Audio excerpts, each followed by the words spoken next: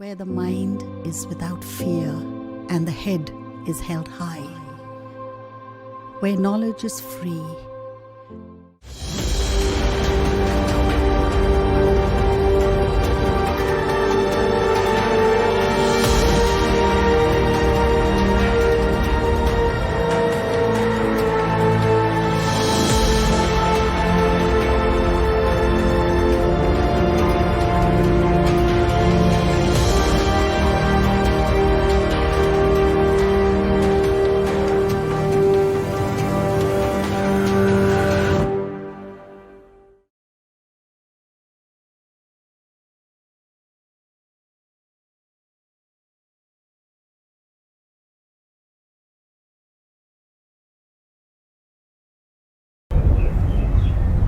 স্নেহের ছাত্র ছাত্রীরা, তোমরা প্রত্যেকেই আমার শুভেচ্ছা নিবে।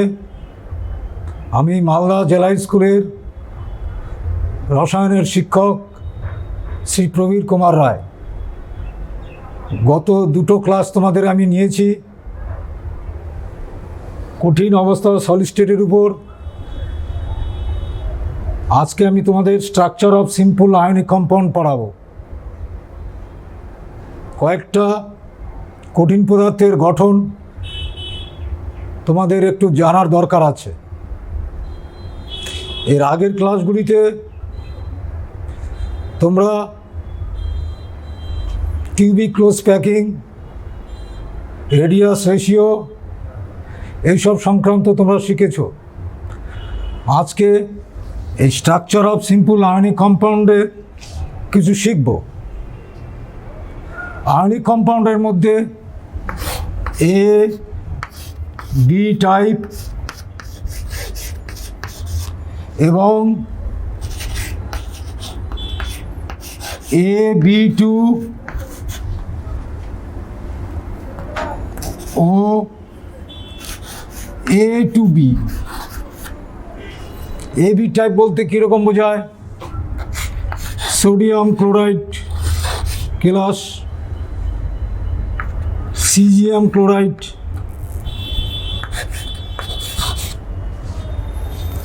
AB2 বলতে ক্যালসিয়াম ফ্লোরাইড, ফ্লোরাইড বলা হয়, ফ্লোরাইড।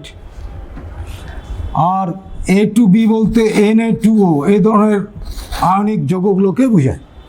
আমরা মোটামুটি 2-3টে এখান থেকে শিখে নিব। তোমাদের বইতে জিঙ্ক সালফাইডের এইসব দেওয়া আছে, এগুলো দেখে নিবে। কিন্তু আমি এটা আর এটা আজকে পড়াবো। দেখো, সোডিয়াম ক্লোরাইড কেলাস কিউবিক ক্লোজ প্যাকিং, এবং এটাকে ফেস সেন্টার্ড কিউবিক বলে, FCC স্ট্রাকচার বলা হয়। একটা কিউবিক এর গঠন আছে।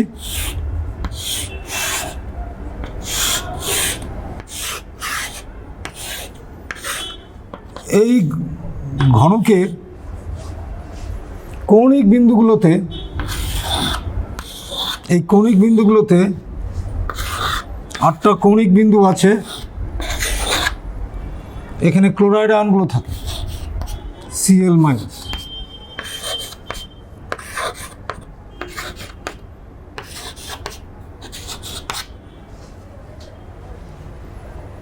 আর ক্লোরাইড আয়নগুলো 6টা পৃষ্ঠতলে অবস্থান করে।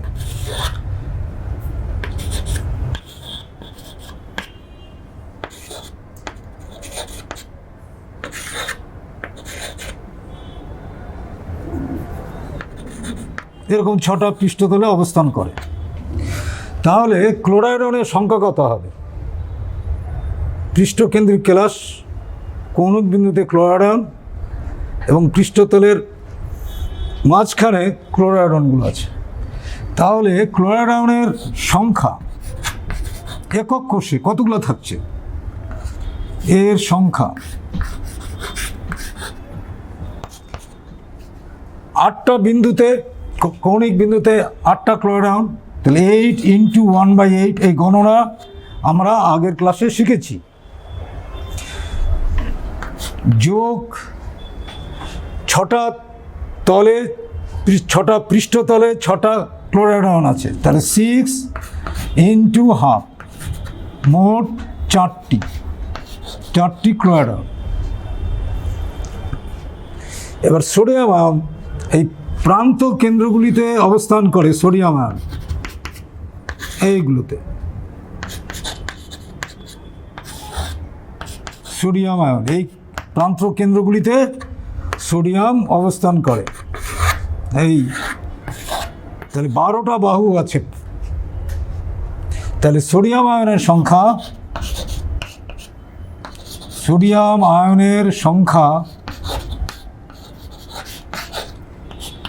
12 ইন্টু 1/4 প্লাস। আর সোডিয়াম আয়ন অবস্থান করে দেহ মধ্যে। এই দেহ মধ্যে ঠিক একটা সোডিয়াম আয়ন থাকে। তাহলে এখানে একটাই কাউন্ট হবে, মোট 4টি। তাহলে দেখো সোডিয়াম ক্লোরাইডের প্রতি একক কোষে, সোডিয়াম ক্লোরাইডের প্রতি একক কোষে 4টি, প্রতি একক কোষে। এই জিনিসগুলো তোমাদের মনে রাখতে হবে। প্রতি একক কোষে সোডিয়াম ক্লোরাইডের 4টি সোডিয়াম আয়ন, 4টি ক্লোরাইড আয়ন, অর্থাৎ 4টি সোডিয়াম ক্লোরাইড থাকে। পার ইউনিট সেলে মনে রাখতে হবে যে 4টি সোডিয়াম ক্লোরাইড থাকে।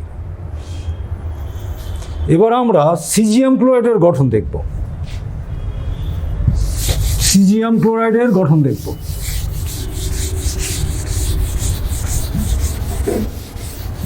সিজিয়াম ক্লোরাইড এটা বডি সেন্টার্ড কিউবিক ক্রাশ, বিসিসি গঠন। এর আগের দিন আমরা এগুলো জেনেছি। একটা ঘনকাকার,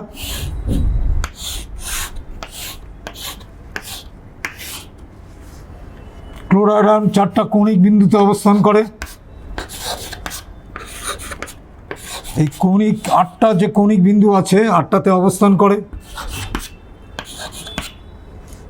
আর সিজিয়াম আয়ন দেহ মধ্যে থাকে, সিজিয়াম আয়ন। তাহলে ক্লোরাইড আয়নের সংখ্যা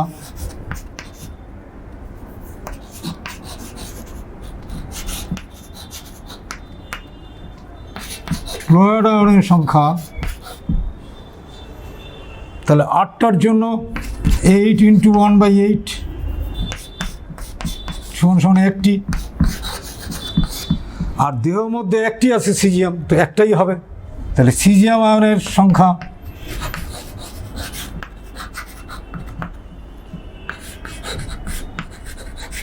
দেহের মধ্যে থাকার জন্য 1টা। তাহলে প্রতি একক কোষে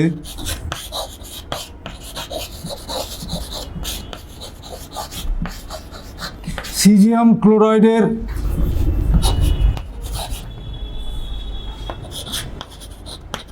সংখ্যা, তাহলে একটা সিজিয়াম আয়ন একটা ক্লোরাইড আয়ন, অর্থাৎ 1টি সিজিয়াম ক্লোরাইড, 1টি। এই গেল আমাদের এবি টাইপ। আচ্ছা, এবার আমরা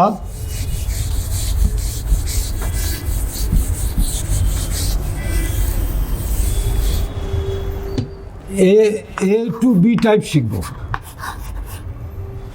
এ two B type sodium oxide, Na2O।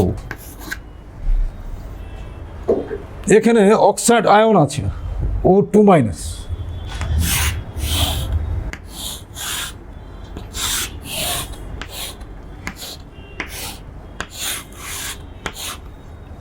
Oxide ion এই কর্নারগুলিতে থাকে।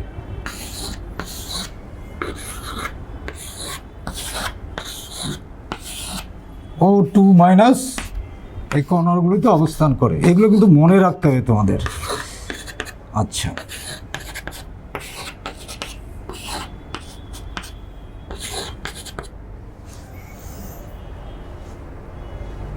তাহলে অক্সাইড আয়নের সংখ্যা O2 মাইনাস আয়নের সংখ্যা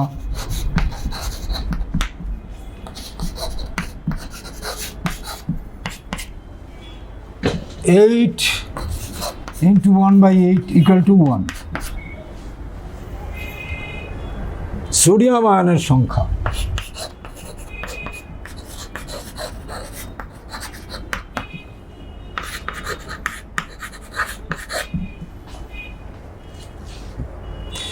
সোডিয়াম আয়নগুলো এই যে অক্সাইড আয়নগুলো দিয়ে তৈরি এই কিউবটা, এই কিউবিক ক্লোজ প্যাকিংয়ের টেট্রাডাল ভয়েড, টেট্রাডাল ভয়েডে অবস্থান করে। দুটো টেট্রাডাল ভয়েডে সোডিয়াম আয়ন থাকে। তাহলে সোডিয়াম আয়নের সংখ্যা হবে দুটো টেট্রাডাল ভয়েডে, অর্থাৎ একটি যদি অক্সাইড আয়ন হয় তাহলে এর ডাবল টেট্রাডাল ভয়েড, তাহলে সোডিয়াম আয়নের সংখ্যা হচ্ছে দুটি, কারণ সোডিয়াম আয়ন অবস্থান করে টেট্রাডাল ভয়েডে। তাহলে সংকেত কত দাঁড়াবে? তাহলে প্রতি একক কোষে একটি Na2O থাকে। এইভাবে করে মনে রাখতে হবে। আচ্ছা, তাহলে বুঝতে পারলে যে এর যা সংখ্যা হবে, কারণ এই অক্সাইড আয়নের অ্যারেঞ্জমেন্ট আছে, এর টেট্রাডাল ভয়েডে সোডিয়াম আয়নগুলো থাকে। আচ্ছা,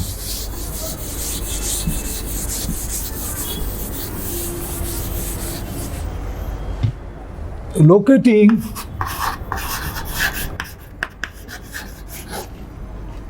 octahedral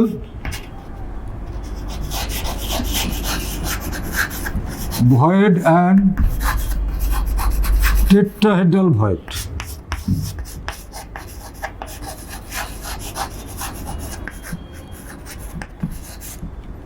এটা তোমাদের জানার জন্য আমি একটু বলছি।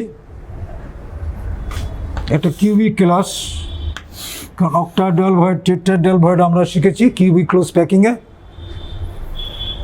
সেখানে কীভাবে টেট্রাহেড্রাল এবং অক্টাহেড্রাল ভয়েড তৈরি হয়। এখন যদি একটা কিউবিকের মধ্যে অক্টাহেড্রাল ভয়েডগুলো কোন জায়গায় থাকে একটু তোমাদের জানতে হবে। অক্টাহেড্রাল ভয়েডগুলো সাধারণত এই জায়গাগুলোতে থাকে, এই যে থাকে 12টা এজ আছে।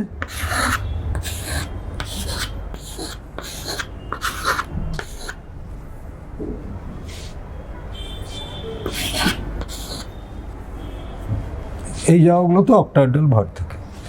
তাহলে একটা কিউবিকের অক্টাহেড্রাল ভয়েডে 12টা এইজে, অর্থাৎ প্রান্ত কেন্দ্রতে যদি অক্টাহেড্রাল ভয়েড থাকে তাহলে সংখ্যা কত হবে? তাহলে অক্টাহেড্রাল ভয়েডের সংখ্যা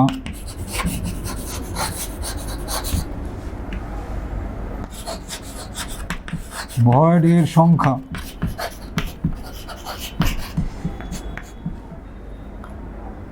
12 × 4, কারণ এখানে যদি অ্যাটম থাকতো তাহলেও এই অ্যাটমটা যেমন 4টা এরকম ঘনকের সাথে শেয়ার করে, সিমিলার অক্টাহেড্রাল ভয়েডটাও এরকম মোট 4টা ঘনকের সাথে শেয়ার করে।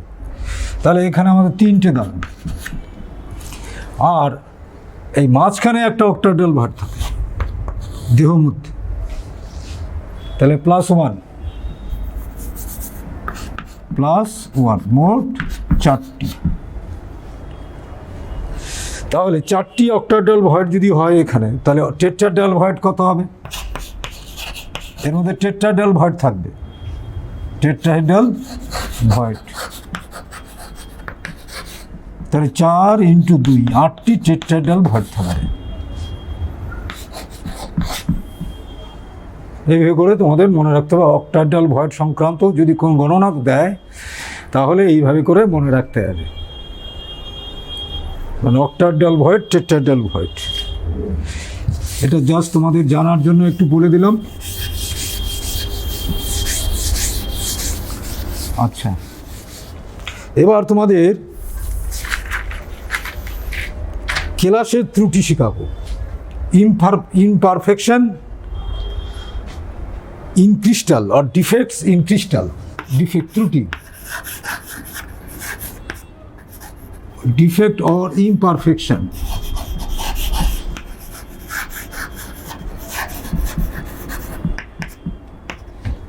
in crystal।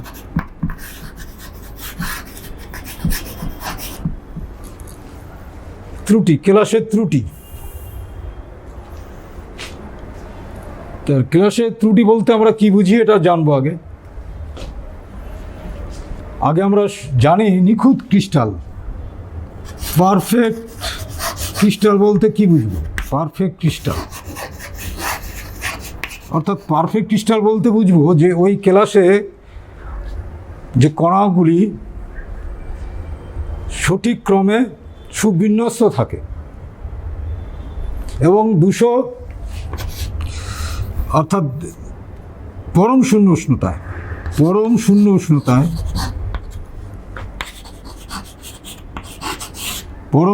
উষ্ণতায়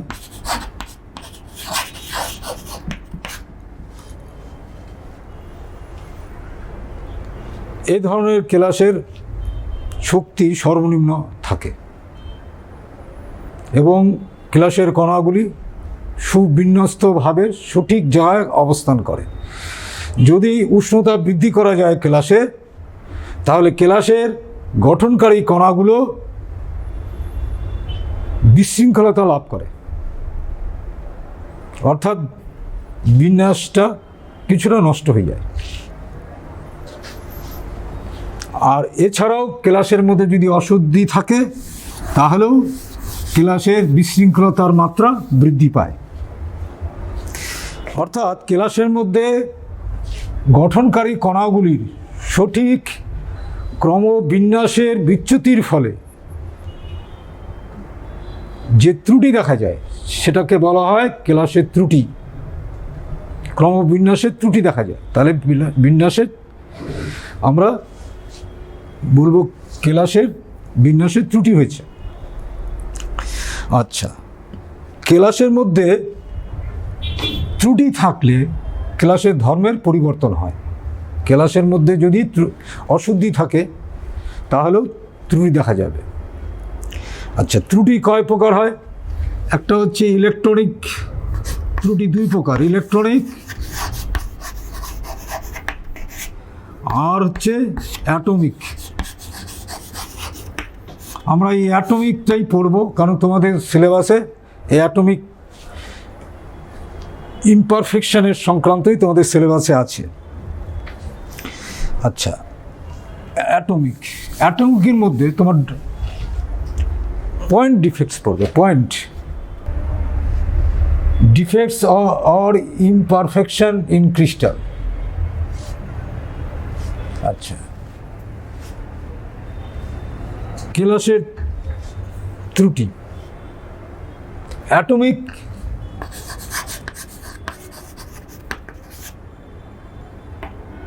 ইমপারফেকশন।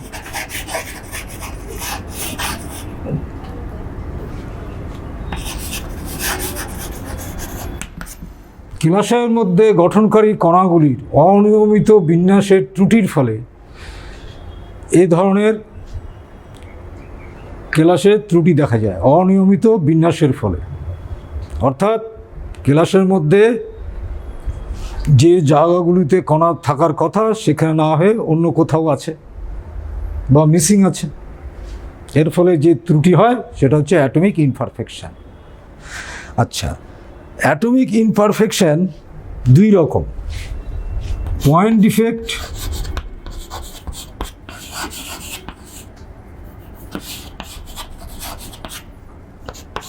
এক, 2 ল্যাটিস ডিফেক্ট।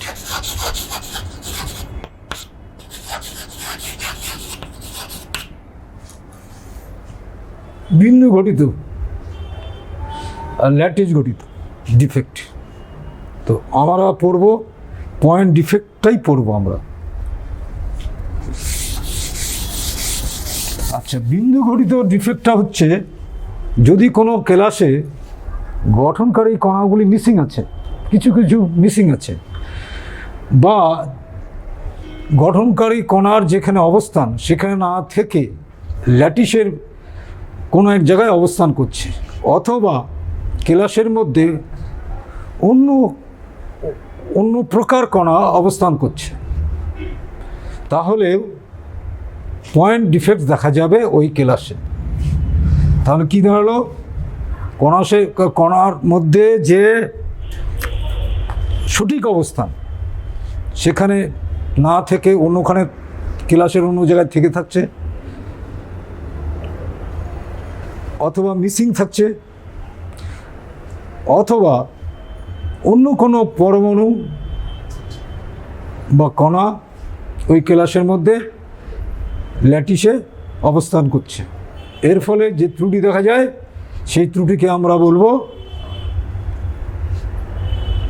Point defects. তো পয়েন্ট ডিফেক্টস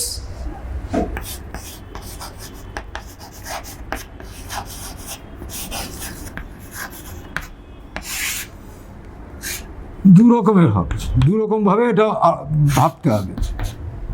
পয়েন্ট ডিফেক্টস এক স্টোচিওমেট্রিক,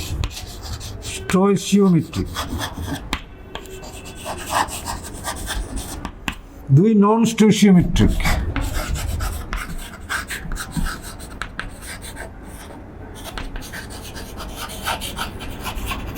স্টোচিওমেট্রিক, নন স্টোচিওমেট্রিক। তোমরা 11-এ স্টোচিওমেট্রিক গণনা অনেক শিখেছ। স্টোচিওমেট্রিক অর্থাৎ কেলাসের মধ্যে যে কণা সংখ্যার অনুপাত আর রাসায়নিক সংকেতের অনুপাত যদি এক হয় তাহলে বলবো ওটা স্টোচিওমেট্রিক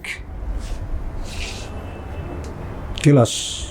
অর্থাৎ কেলাসের রাসায়নিক সংকেতের যে অনুপাত কণা সংখ্যার, অর্থাৎ ক্যাটায়ন যদি ক্যাটায়ন এবং অ্যানায়ন যদি হয় তাদের অনুপাত, আর কেলাসের মধ্যেও ক্যাটায়ন অ্যানায়ন অনুপাত একই যদি থাকে তাহলেও বলবো স্টোচিওমেট্রিক কেলাস। আর যদি না থাকে তাহলে বলবো নন স্টোচিওমেট্রিক কেলাস। ধরো সোডিয়াম ক্লোরাইড নিলাম, তাহলে সোডিয়াম ক্লোরাইডের সংকেত এনে একটা সোডিয়াম একটা ক্লোরিন, কেলাসের মধ্যেও যদি দেখা যায় যে একটা সোডিয়াম একটা ক্লোরাইড আয়ন আছে তাহলে বলবো এটা স্টোচিওমেট্রিক। যেমন মনে করো আয়রন অক্সাইড,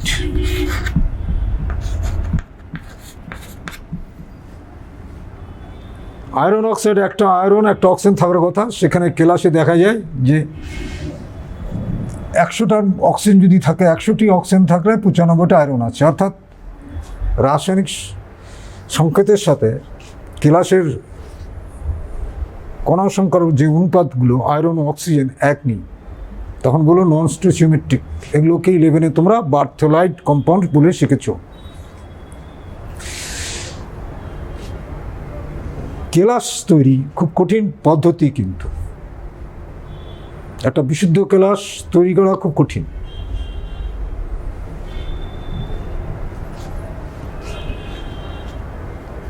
আচ্ছা, এবার আমরা পয়েন্ট ডিফেক্টসের মধ্যে যেটা স্টোচিওমেট্রিক পড়াচ্ছিলাম, আমরা এটাকে আবার দুভাগ করব। একটা হচ্ছে নন আয়নিক কম্পাউন্ডের জন্য,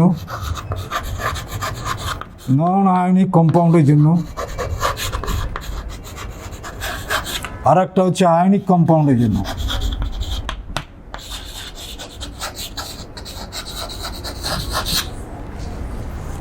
স্টোচিওমেট্রিক ডিফেক্টসে তোমার নন আয়নিক আয়নিক দুই রকম শিখব। নন আয়নিকে যেমন মনে হলো কপারের ক্লাস, জিঙ্কের ক্লাস, এগুলো নন আয়নিক। এই ধরনের আয়নিক কম্পাউন্ডগুলোকে যদি আমরা তাপ দিই তাহলে এই ত্রুটিগুলো দেখা যাবে। এগুলোকে সাধারণত থার্মোডাইনামিক ডিফেক্টসও বলে, থার্মোডাইনামিক ডিফেক্টস। এই নন আয়নিক কম্পাউন্ড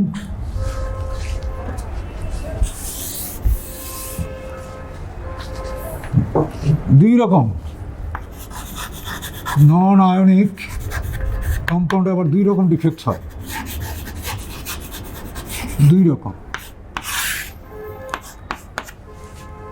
একটা হচ্ছে ভ্যাকান্সি ডিফেক্ট, আর একটা interstitial defect. Interstitial defect, vacancy defect কি? ধরো এরকম একটা ক্লাসের আমি ছবি আঁকছি,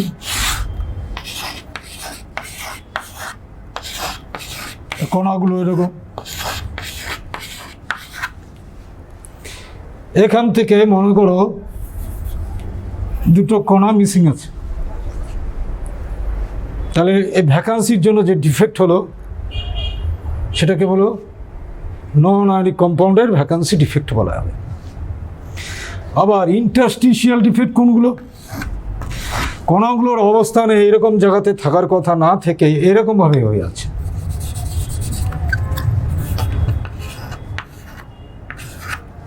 এরকম এলোমেলোভাবে হয়ে আছে, সেজন্য বলছে ইন্টারস্টিশিয়াল ডিফেক্ট। আচ্ছা, এবার আমরা সবচেয়ে গুরুত্বপূর্ণ যেটা ডিফেক্ট সেটা হচ্ছে আয়নিক কম্পাউন্ডের যে ডিফেক্টটা, সেটা আমরা শিখবো আগে। আয়নিক কম্পাউন্ডের, আয়নিক কম্পাউন্ডের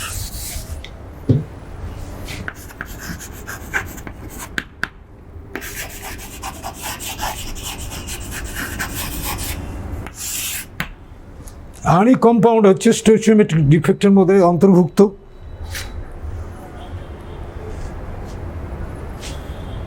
এটা দু রকম,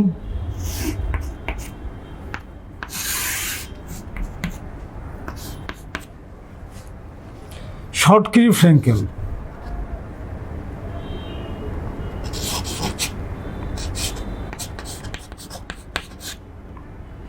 আর ফ্র্যাঙ্কেল,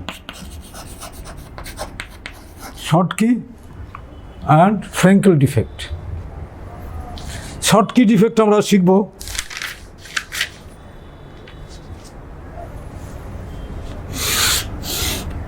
একটা আয়নিক ক্লাস এ প্লাস মনে করো বি মাইনাস দিয়ে তৈরি,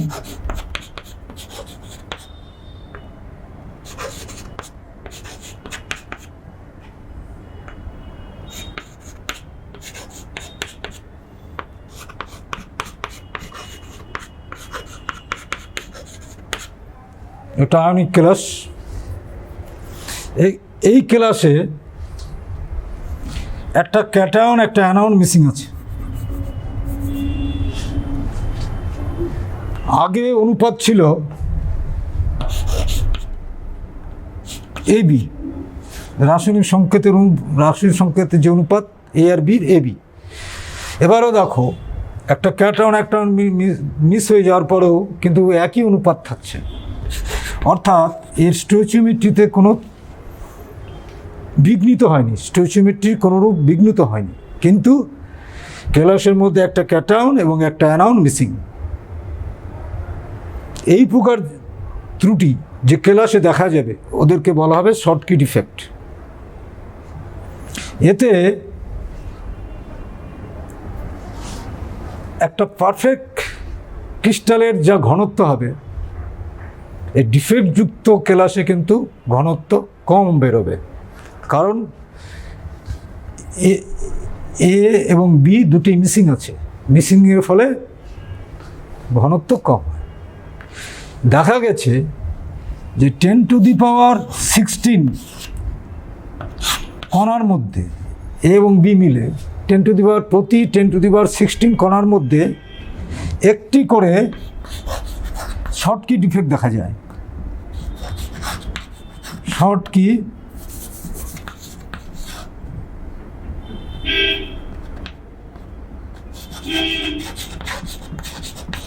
ডিফেক্ট দেখা যায়। শর্টকি ডিফেক্ট দেখা যায় 10⁻16 প্রতি 10⁻16 কণার মধ্যে একটি শর্টকি ডিফেক্ট দেখা যায়। সেই জন্য শর্টকি ডিফেক্টে ক্লাসের ঘনত্ব কম বেরোয়। আচ্ছা, কোন কোন শর্তে শর্টকি ডিফেক্ট দেখা যায়? 1 নম্বর, যদি কোঅর্ডিনেশন নাম্বার বেশি হয়। যেসব আয়নিক কেলাসে কোঅর্ডিনেশন নাম্বার বেশি তাদের ক্ষেত্রে এই ধরনের ডিফেক্ট দেখা যায়। আর 2 নম্বর হচ্ছে ক্যাটায়নের ব্যাসার্ধ আর অ্যানায়নের ব্যাসার্ধ মধ্যে সামান্য পার্থক্য থাকবে।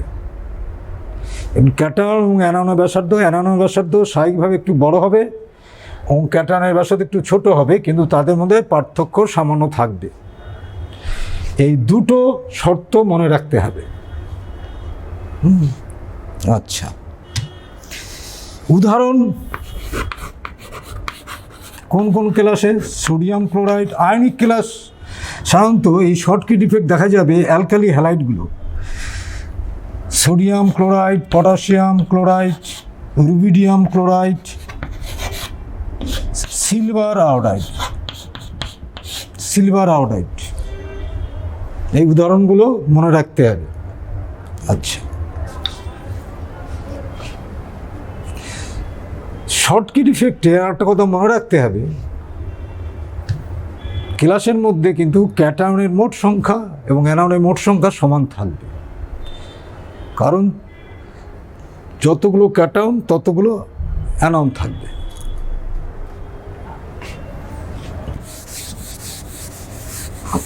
Frankl defect.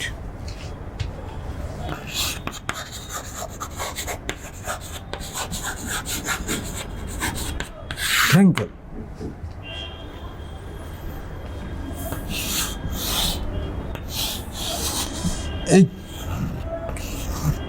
এই প্রকার ক্লাসে, আয়নীয় ক্লাসে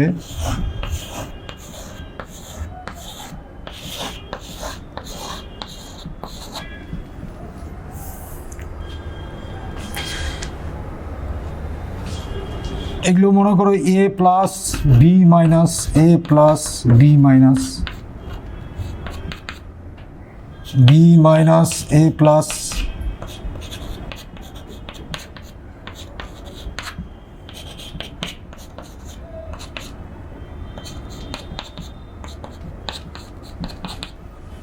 একটা ক্যাটায়ন মনে করো এই A ক্যাটায়ন নিজের অবস্থান বিন্দু থেকে অপসারিত হয়ে ল্যাটিস সাইটে অবস্থান করছে, যার ফলে এখানে একটা গর্তের সৃষ্টি হয়। এখানে একটা গর্তের ইন্টারস্টিশিয়াল সাইটে একটা গর্তের সৃষ্টি হয়। আর ক্যাটায়নগুলো যেটা এখান থেকে সরে গিয়ে অবস্থান করলো, ওটা ইন্টারস্টিশিয়াল পজিশনে অবস্থান করে। যে আয়নীয় ক্লাসে এই ধরনের ত্রুটি দেখা যায় ওদেরকে বলা হয় ফ্র্যাঙ্কেল ডিফেক্ট। এইসব ক্লাসের ঘনত্ব কিন্তু একই থাকে, কারণ এখানে ক্যাটায়নের সংখ্যা এবং অ্যানায়নের সংখ্যা আগে যা ছিল এখনও তাই আছে, সংখ্যা একই আছে। কোন কোন ক্লাসে এ ধরনের ফ্র্যাঙ্কেল ডিফেক্ট দেখা যায়?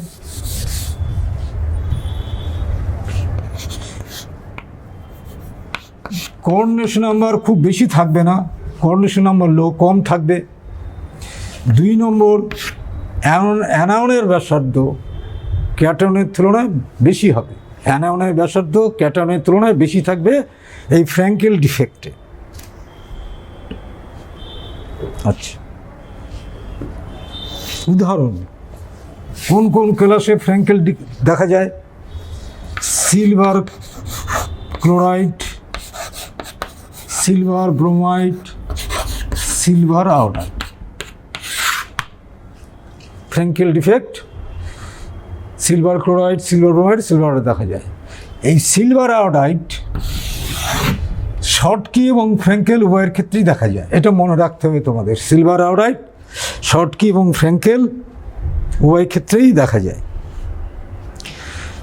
ক্ষার ধাতুগুলির হ্যালাইড কিন্তু ফ্র্যাঙ্কেল দেখায় না, কারণ হচ্ছে ক্ষার ধাতুর ক্যাটায়নগুলোর ব্যাসার্ধ বেশি থাকে, সেই কারণে ক্ষার ধাতুর হ্যালাইডগুলো ফ্র্যাঙ্কেল দেখায় না। আচ্ছা, এবার আমরা শিখব non stoichiometric defect. non-stoichiometry defect.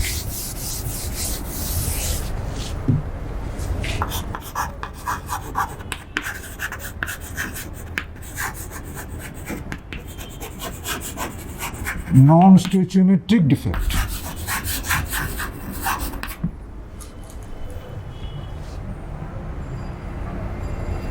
যেমন আয়রন অক্সাইড এই ধরনের কম্পাউন্ডের ক্ষেত্রে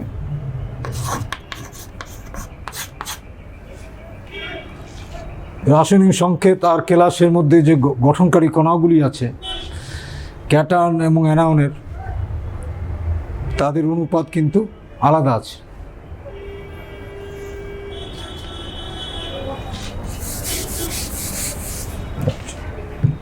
এই নন স্টোইচিওমেট্রিক ডিফেক্ট কিভাবে হয়? এক নম্বর, অ্যানায়ন ভ্যাকান্সি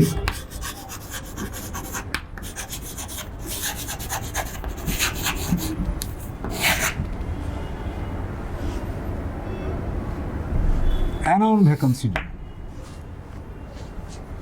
অর্থাৎ মেটাল এক্সেস হয়ে যায়, metal ion access, metal excess due to anion vacancy, metal excess due to anion vacancy. একটা কেলাস আছে এরকম,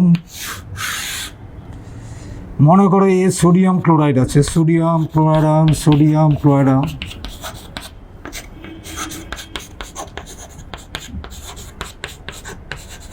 এরকম সাজানো আছে, এরকম সাজানো আছে। এখান থেকে একটা ক্লোরিন মানে একটা ক্লোরাইড আয়ন আর কি মিসিং আছে, সেই গর্তে একটা ইলেকট্রন আছে। তাহলে অ্যানায়ন ভ্যাকান্সি হলো, এটার তুলনায় দেখো সোডিয়াম আয়ন আর ক্লোরাইড আয়নের রেশিও সোডিয়াম আয়নের বেশি হচ্ছে, সেই জন্য বলা হচ্ছে metal excess due to anion vacancy. এই ইলেকট্রন অর্থাৎ এই ক্লাসের উপর যদি দৃশ্যমান আলোকরশ্মি পড়ে, এই ইলেকট্রন ভূমিস্তর থেকে উদ্ভিদ স্তরে পৌঁছায় এবং এর কম্পন হতে শুরু করে।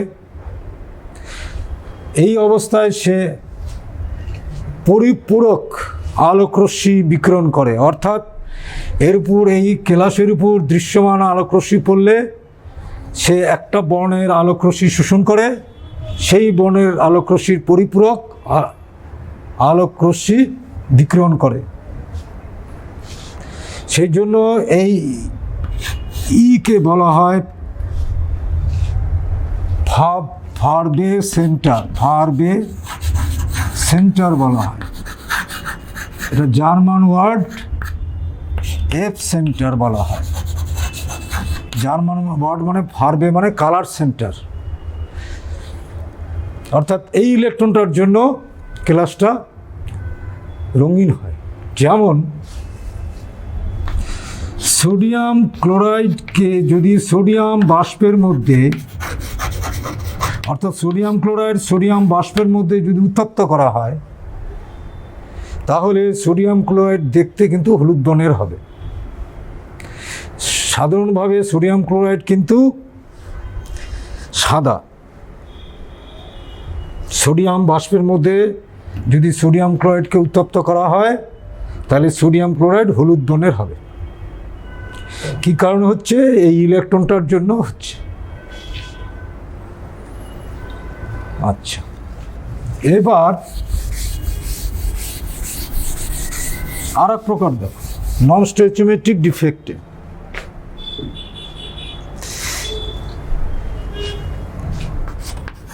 metal excess due to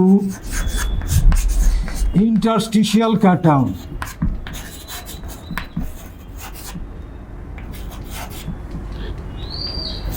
Interstitial cation.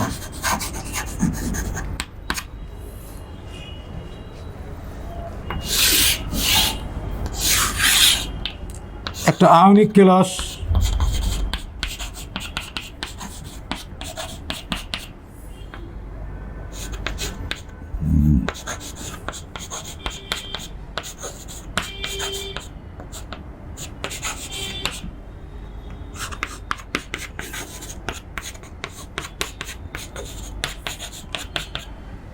একটা ধরো এরকম একটা কেলাস আছে,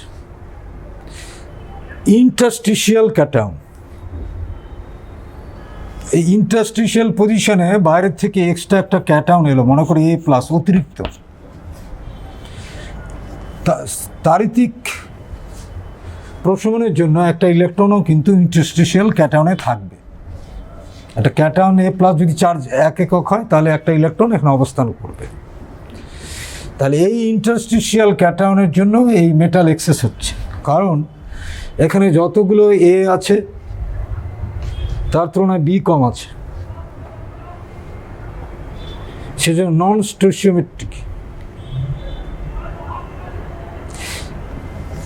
এই ইলেকট্রন F সেন্টার হিসাবে কাজ করে, ফারবে সেন্টার, কালার সেন্টার, এটাকে কালার সেন্টার হিসেবে কাজ করবে।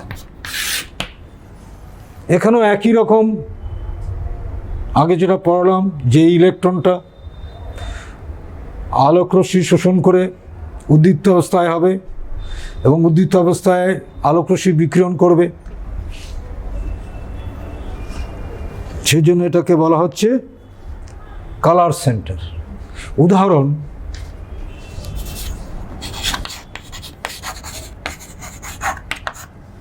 তোমরা 11-এ প্র্যাকটিক্যালে করে থাকবে, জিঙ্ক নাইট্রেট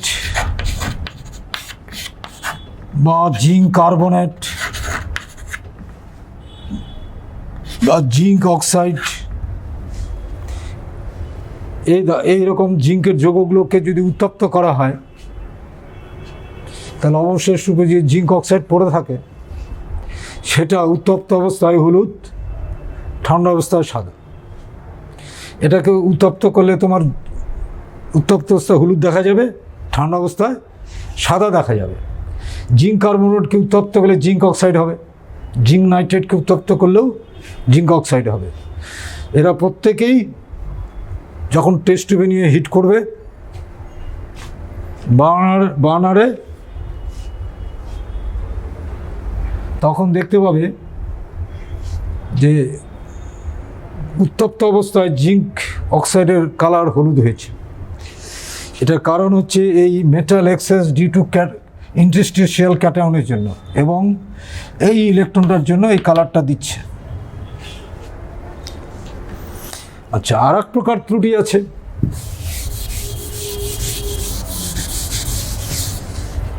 সেটা হচ্ছে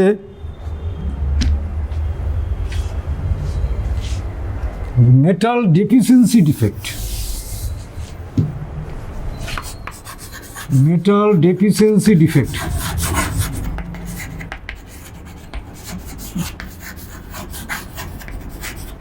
মেটাল ডেফিসিয়েন্সি ডিফেক্ট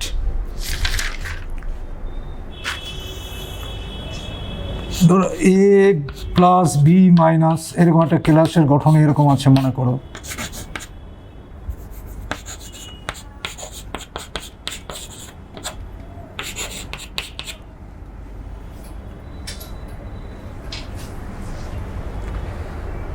ক্যাটায়ন, একটা মেটাল ডেফিসিয়েন্সি, মনে করো একটা ক্যাটায়ন মিসিং আছে, তাহলে এর 1 একক চার্জ পাশাপাশি কোনো একটা ক্যাটায়নের উচ্চতর ধনাত্মক চার্জে কনভার্ট হয়ে যায়। ধরো এটা A2+ হয়ে গেল, এর সংখ্যা কিন্তু এখানে কমে গেল, আধান কিন্তু একই আছে, যার ফলে যতগুলো পজিটিভ ততগুলো কিন্তু নেগেটিভ চার্জ আছে, তড়িৎ প্রশম আছে। কিন্তু এখানে A সংখ্যা B সংখ্যা এক নেই, আলাদা আছে। তাহলে এই ধরনের মেটাল ডেফিসিয়েন্সি ডিফেক্টের জন্য তোমার ক্রিস্টালে এই ডিফেক্টগুলো আসে। যেমন মনে করো নিকেল অক্সাইড, আয়রন অক্সাইড, উদাহরণ। অর্থাৎ ক্যাটায়নের শূন্যতার জন্য এই ধরনের কেলাসের মধ্যে ত্রুটি দেখা যায়। আচ্ছা, এর আগে আমরা ল্যাটিস পয়েন্ট ডিফেক্ট পড়ালাম। ল্যাটিস ডিফেক্ট, হ্যাঁ, ল্যাটিস ডিফেক্ট সম্বন্ধে অত বলছি না, জাস্ট কয় রকমের একটু বলে দিই। ল্যাটিস ডিফেক্ট আবার কিন্তু দুই রকমের হয়, লাইন প্লেন। তাই ল্যাটিস ডিফেক্ট দুই রকমের হয়। একটা হচ্ছে লাইন ডিফেক্টস, আর একটা প্লেন ডিফেক্টস। এটা উঁচু ক্লাসে যখন পড়াশোনা করবে তখন এগুলো পড়াবে, আমাদের সিলেবাসে এটা নেই, এই জন্য আমরা পড়ালাম না। ইমপিউরিটি ডিফেক্টস, ইমপিউরিটি অশুদ্ধ জনিত।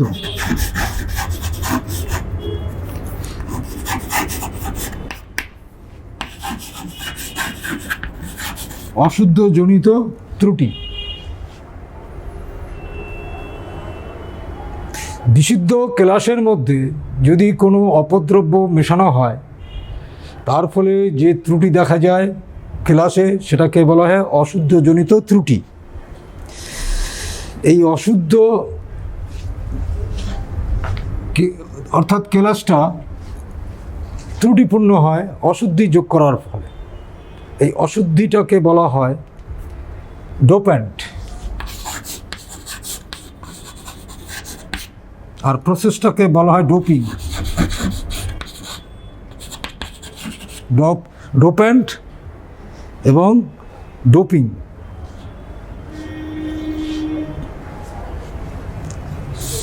ক্লাসে অশুদ্ধি যোগ করলে ক্লাসের তড়িৎ পরিবাহিতা কিন্তু বৃদ্ধি পায়। অর্থাৎ ক্লাসে এই অশুদ্ধি যোগ করার জন্য ক্লাসের মধ্যে যে কণাগুলি থাকে যে অবস্থানে, সেই অবস্থান থেকে অশুদ্ধি কণা প্রতিস্থাপিত করে। ধরো সোডিয়াম ক্লোরাইড গাঢ় দ্রবণের মধ্যে যদি স্ট্রনশিয়াম ক্লোরাইড মেশানো হয়, তাহলে সোডিয়াম ক্লোরাইডের কেলাস মনে করো এরকম আছে।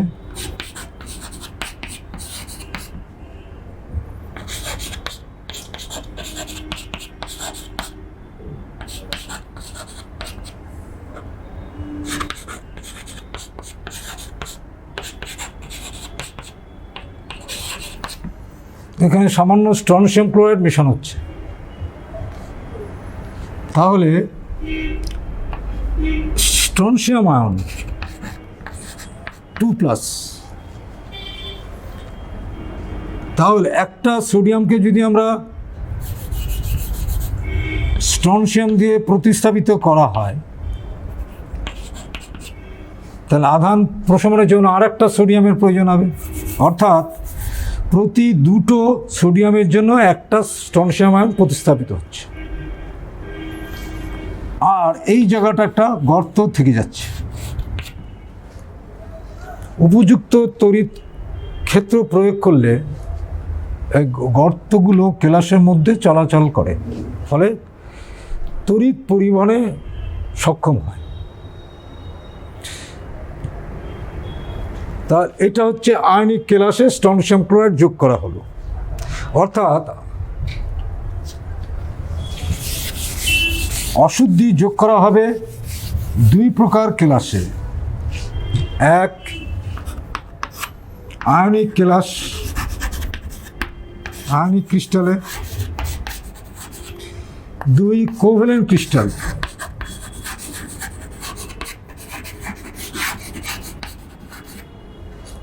আয়নিক ক্রিস্টালে সোডিয়াম ক্লোরাইডের মধ্যে স্ট্রনশিয়াম ক্লোরাইড সামান্য যোগ করার ফলে যে ধরনের ত্রুটি তৈরি হয় সেটা আমরা দেখালাম। এখন covalent crystal. Covalent crystal silicon, germanium দিয়ে তৈরি। এরা ইন্ট্রিনসিক সেমিকন্ডাক্টর বলে, অর্ধ পরিবাহী। সিলিকন সমযোজী বন্ধন দ্বারা পরস্পরে যুক্ত থাকে। এর যোজ্যতা হচ্ছে 4। কারণ বাইরের কক্ষে 4টি ইলেকট্রন থাকে। আমরা এরকমভাবে দেখাচ্ছি।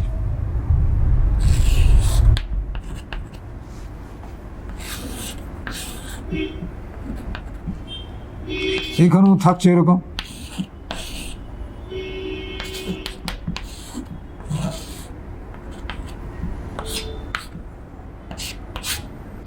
এরকমভাবে বন্ড করে থাকে সমযোজী বন্ধন দ্বারা। জার্মেনিয়ারও তাই। এরা গ্রুপ 14 এলিমেন্ট। যদি অশুদ্ধ হিসাবে আমরা 15 গ্রুপ এলিমেন্ট, ফসফরাস, আর্সেনিক খুব সামান্য পরিমাণে যদি যোগ করা হয় এই সব সমযোজী কেলাসে, খুব সামান্য পরিমাণ বলতে ppm অর্ডারে, অর্থাৎ প্রতি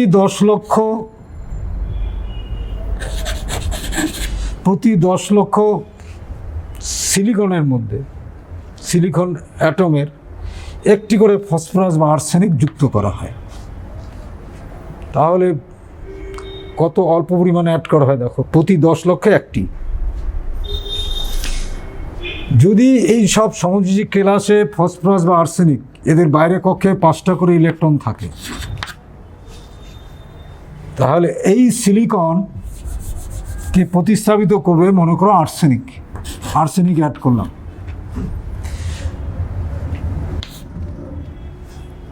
তাহলে আর্সেনিকের বাইরের কক্ষে 4টি ইলেকট্রন সিলিকনের সঙ্গে বন্ডিং করবে, একটি ইলেকট্রন মুক্ত থাকবে, একটি ইলেকট্রন অতিরিক্ত থাকবে। এই ইলেকট্রনটা কেলাসের মধ্যে চলাচল করে, অর্থাৎ ডিলোকালাইজড ইলেকট্রন বলে।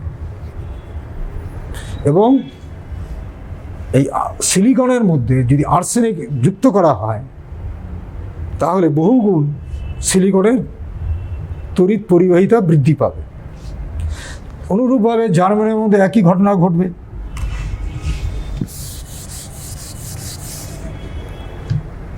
এই যে মুক্ত ইলেকট্রন থাকলো, এর জন্য যে তড়িৎ চলাচল বৃদ্ধি পেল, এই জন্য এটাকে বলা হয় এন টাইপ সেমিকন্ডাক্টর বলে। Semiconductor N type, N means হচ্ছে নেগেটিভ। আচ্ছা, সিলিকনের কেলাস এর গঠন। এবার যদি 13 group element, boron, aluminium, gallium এ ধরনের যদি এই সমযোজী কেলাসে অ্যাড করা হয়, তাহলে দেখো যে যদি বোরনই অ্যাড করি তাহলে সিলিকনকে প্রতিস্থাপিত করবে বোরন। বোরনের বাইরে কক্ষে 3টা ইলেকট্রন থাকে, সিলিকনের 4টা। তাহলে বোরন আর সিলিকনের মধ্যে 3টে বন্ধন হবে, একটা বন্ধন ফাঁকা থাকবে, অর্থাৎ সিলিকনের ইলেকট্রনটা থাকবে কিন্তু বোরনের পাশে কোনো ইলেকট্রন থাকবে না, অর্থাৎ এই জায়গাটা গর্তের মতো তৈরি হবে।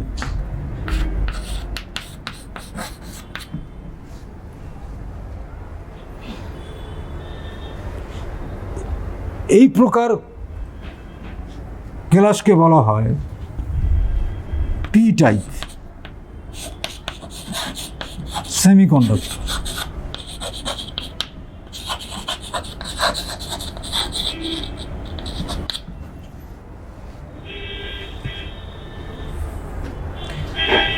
এই গর্ত গোটা কেলাসের মধ্যে চলাচল করতে পারে,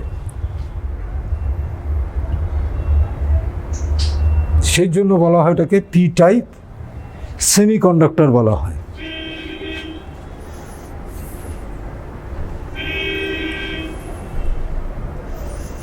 আচ্ছা,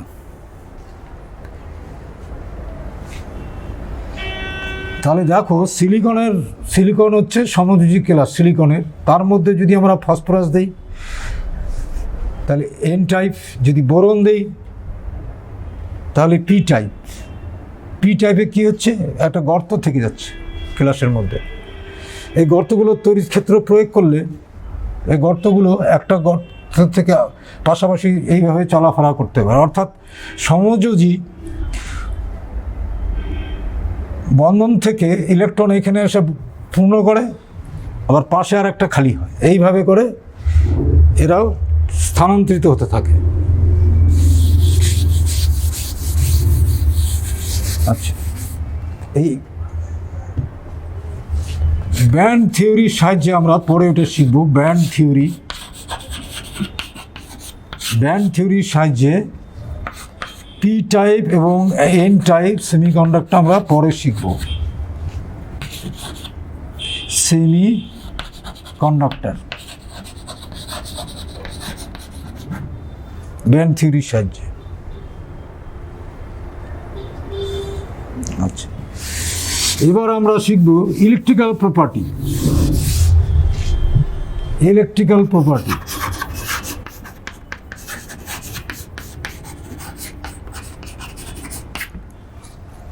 অফ ক্রিস্টাল।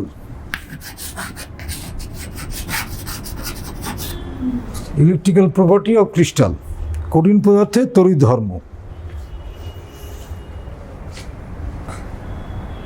কেলাসের তড়িৎ পরিবহন ক্ষমতার উপর ভিত্তি করে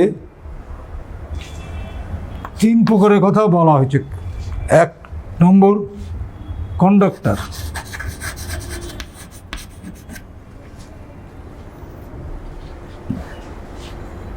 আর হচ্ছে ইনসুলেটর।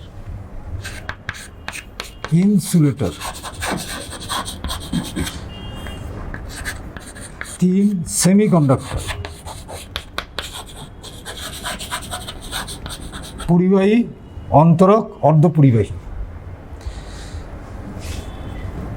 10⁶ থেকে 10 তড়িৎ পরিবাহিতা এই অর্ডারে থাকলে যেসব ক্লাসে থাকবে তাদেরকে বলবো উত্তম পরিবাহী। ইনসুলেটর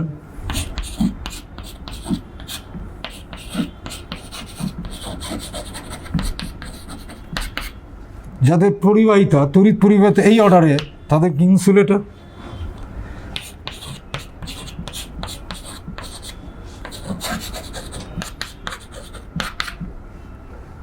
যাদের তড়িৎ পরিবাহিতা এই অর্ডারে, তাদেরকে আমরা সেমিকন্ডাক্টর বলবো।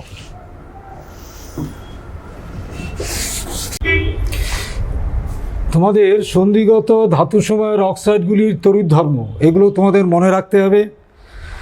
অর্থাৎ electrical properties of transition metals. 1 নম্বর titanium oxide, chromium dioxide, rhenium oxide, এরা ধাতুর মতো তড়িতের পরিবাহী হয়। 2 নম্বর copper oxide, iron oxide, nickel oxide, cobalt oxide, তড়িতের কুপরিবাহী।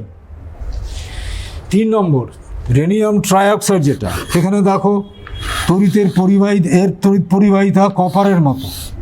দেখো রেনিয়াম এর অক্সাইড কপারের যে তড়িৎ পরিবাহিতা তার মতো হয়। স্পেশালি তোমরা এটা আর এটা খুব ভালো করে মনে রাখবে, এটা আর এটা পরে আমরা আলোচনা করব। রেনিয়াম ট্রাইঅক্সাইড এটা মনে রাখবে। তাহলে আজকে তোমাদের এই পর্যন্ত পড়ালাম। আমি আশা রাখছি যে তোমরা এর আগের দিন ক্লাসে ওগুলো বাড়িতে পড়াশোনা করেছো। আজকেও যেগুলো পড়ালাম মন দিয়ে বই থেকে ভালো করে পড়বে, আমার ক্লাসটা ফলো করবে। এই পর্যন্ত আজকে থাকলো।